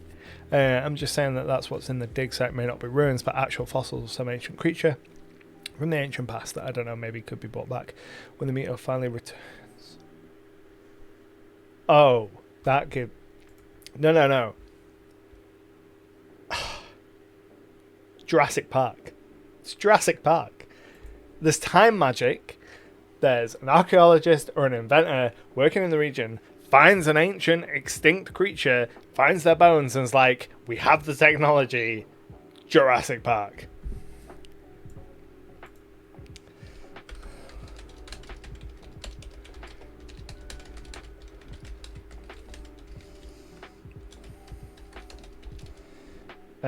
What's the John Hammond?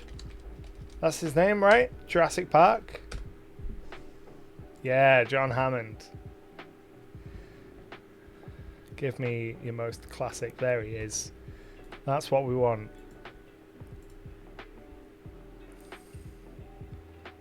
So we're going to go ahead and we're going to turn this guy into John Hammond. Foul and blank. Where is my... Oh, there it is. They've changed the icon for it. Create from template. We want to go beings, NPC template. We want to put him in beings. And then we want to make sure he's hidden.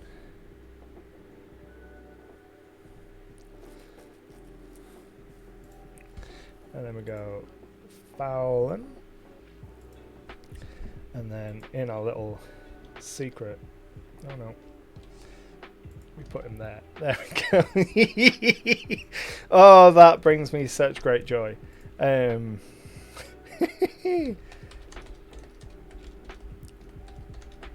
Archaeologist inventor.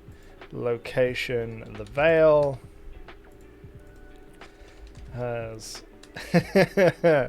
has found a fossil and wants to use Elysium to resurrect the creature and make a park. Ugh. Oh yes, John Hammond style dwarf. I love that. Yeah, dwarf. Halmond, yes. Yes, Halmond's cleft. Or Halmond's let me look at some geological features. I'm thinking maybe a gorge? It's a gorge. A gorge in geography, a massive ice obstructed a narrow valley between hills and mountains, typically with a steep rocky wall, stream running through it.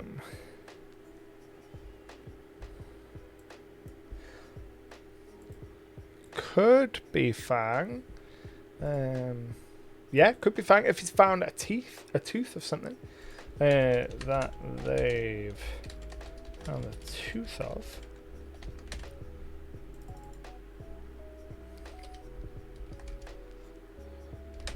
No, but we don't want to tie. If it was Halman's Fang and they found a Fang, then it would be named after the guy.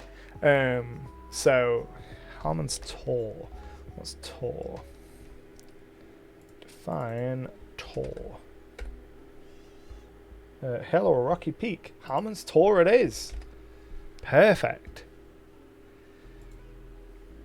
So yeah, they found some kind of bone of a long lost creature, and then Foul and Blank wants this dwarf John Hammond character wants to use the time stone to bring these creatures back and then open a park. Love it. Absolutely love it. Right, let's go ahead and make sure I've cleared off the reward requests. So Bythos is marked as complete.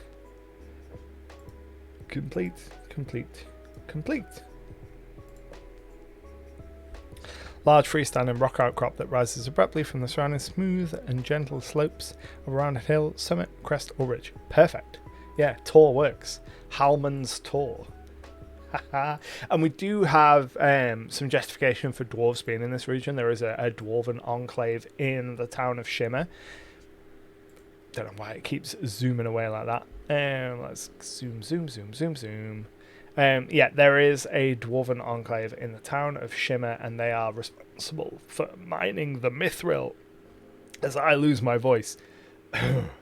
Losing the voice is a great segue into saying we should probably start winding down, because it has just past midnight.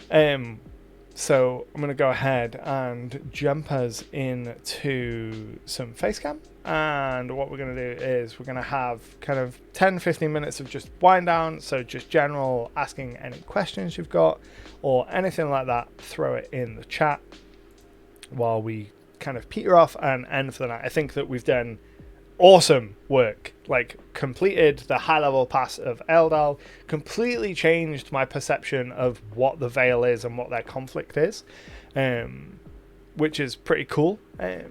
I think that's going to work really well for some juicy encounters in the future. And then next week we'll probably continue on with the Veil. I think there's still some good juice to be gotten from the Veil, and I like this approach of taking it hex by hex. I think that is working really well, and is a good way to knock out a region and then kind of block off that region and say, right, we don't need to worry about developing that more until it's closer to the time. I still have several months before my players are likely to encounter this, before we finish our current 5e game and make the switch over to Pathfinder, and I don't want to get too deep in any one aspect of the lore until I have some more information about what characters they're going to play, what their interests are, and whether or not they are interested in certain elements of gameplay. I want to present them with some of the regions and the kind of quests that they can start with in there, and then once they decide on that starting region, I can go in and really start deepening the world building in that specific region. Until then, I just want to keep it to fairly broad world building. Dave Playstuff says, just want to shout out your Wonder Draft city building videos, which were the foundation of me making a huge city map over the last week for my upcoming campaign. It inspired the idea to use Watabu as an overlay. I'm super pleased that you like it. Watabu is a great resource, and then using Wonder Draft or Incarnate or another program to kind of stamp it and build out from it, really useful way of speeding that process up and getting something that looks a little nicer. Watabu's actually come out along quite a lot. You can change a lot of the styling much more minutely now, which is really nice. And then just doing some simple Photoshop style removing of elements and adding some textures can go a long way. Like, something that I want to test out is to take the city roofs and export them out as their own layer, and then stamp like roof texture. If I can find kind of a small scale kind of slate texture or clay roof tiles texture to put on them, and then throw a ground texture down, I think that you could make something that looks really good for like 5 minutes worth of work. The biggest part of the work would be making the two textures, the ground, well, three: ground, water, and roof, and then maybe forest. So maybe make 4 kind of base textures for the 4 kind of things that can appear, and then it would just be a case of exporting those elements individually and slapping down the textures over them, and that could work really well. Thatch roof as well, yeah, a bunch of thatch roofs. I hadn't even thought about that. Thatch roof texture could work really well. I think I might actually have the perfect texture for that. I have Mike Shea's texture packs, or Mike Schley. Is it Shea or Schley? He does a lot of Wizards of the Coast official artwork, like the watercolory style, the really iconic kind of 5th edition watercolor style. For like villages and small scale encounters. He does a lot of that stuff, and he makes his textures available, and I have them. So if I took some of them and made a texture mask out of them, could potentially do something with that, and that could be a really good option for making incredibly fast villages. I think that one of the better ways to do it would be to export the map as an SVG with no background, so you just get the buildings, because it's the buildings that make or break it. But yeah, that's definitely something. I'm gonna make a note of that so I don't forget, because I think that has some legs, and that has some legs for a video as well, because I have got a video on kind of making better fast village maps, but this would be even better fast village maps. Even better fast village maps. Make some thatch and slate textures and ground and water for slapping on Watabu. And at some point in the future, I'll come back to that. I had a good play with the typo before I moved to Photoshop. Made it such a breeze. I still find a far too few top-down Wonder Draft assets, though. Yeah. It's one of the reasons I switched to Incarnate. Actually, let me go ahead and run a save pass on the Jewel Cities map whilst we're in face mode. And while it's kind of doing that, I will go ahead and show you in Legend Keeper some of the city maps that I've made in Incarnate, because Incarnate does quite a comprehensive suite of top-down city-based tools. So if we go to Kadim, this is the area that my players are currently in, and this map was made using Incarnate, and you can see that it's got all of the different building tools. It has individual buildings, and then it has building blocks as well, so pre-made either square or kind of off square shapes of clusters of buildings. And then you can go ahead, and I used like little tarps and cloths and stuff to connect some of the buildings. I added little golden domes to break them up as well, added little elements to connect some of them, and built my own little custom blocks to be able to fill in some of those gaps. And that's one of the big reasons that I initially looked at Incarnate, because it had a bigger suite of top-down city-based assets compared to Wonderdraft, because it has a specific city-making mode in it. They have desert, they have a whole bunch of different types, actually. Is it still saving? There we go, it's saved. So let's go ahead and just have a quick look at what we've got. So watercolor cities. And we'll see what type we've got. So we've got terrains, foliages, so we've got different coloured houses, so red, yellow, and blue, and then kind of mixes of colours as well. Different castles and bridges, a whole bunch of special assets, ruins, desert, winter, elves, gothic horror, ghost town. Ghost town's cool.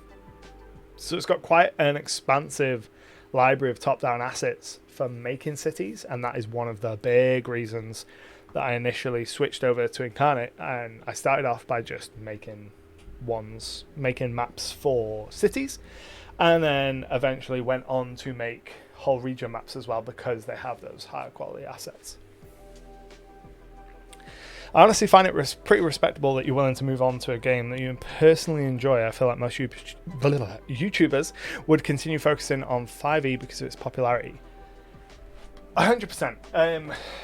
I've said this before, and I've been fairly publicly vocal about it. The only reason I started playing 5th edition is because I make YouTube videos.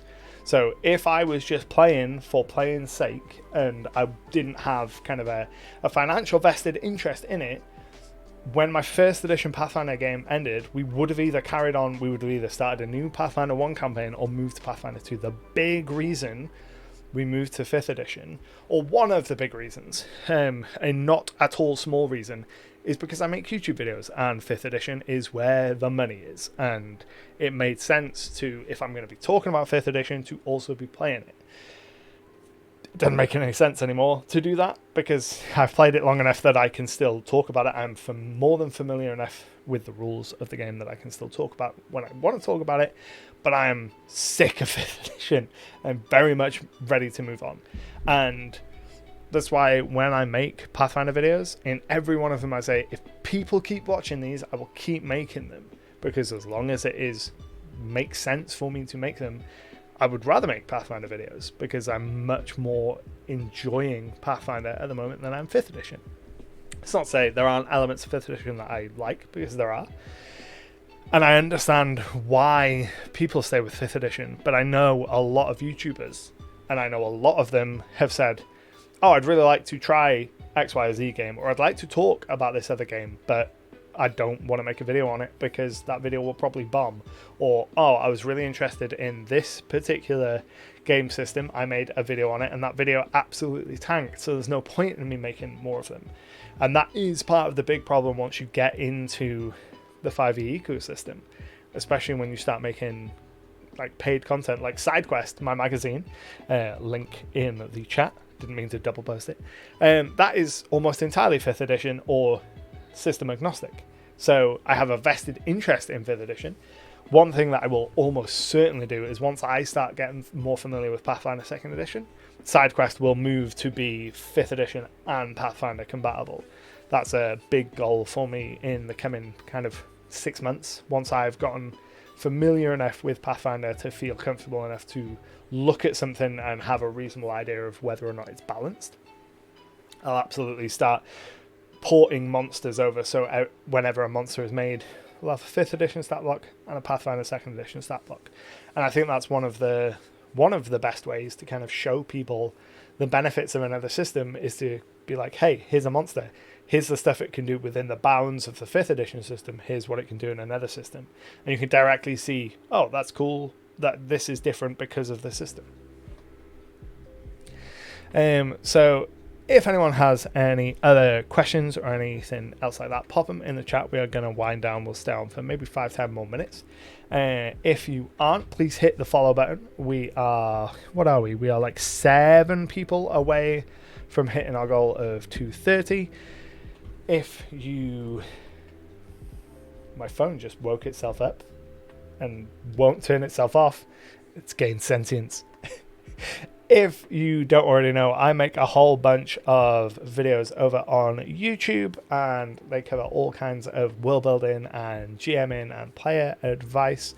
If you want to keep talking with more people that love TTRPGs, I have a Discord. It's got a whole bunch of active members. There's a bunch of different channels for DMs specifically, for world building specifically, for sharing your maps, and for just talking general things TTRPGs. The program that I've been using this evening is Legend Keeper. I recently made an overview video of that program to talk about how I use it for my world building, how the pins and stuff work, and the map making software that I've been using is Legend Keeper. It's not Legend Keeper, it's Incarnate. It's very late and I'm very, very tired.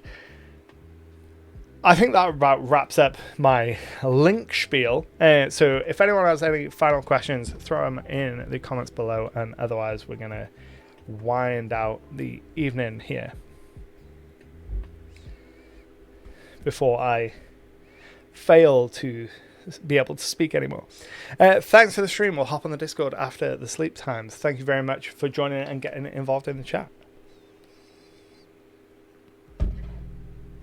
Oh. Any final Q's or P's? P's and Q's? Is that saying? P's and Q's? Throw them in the chat before we wind down here.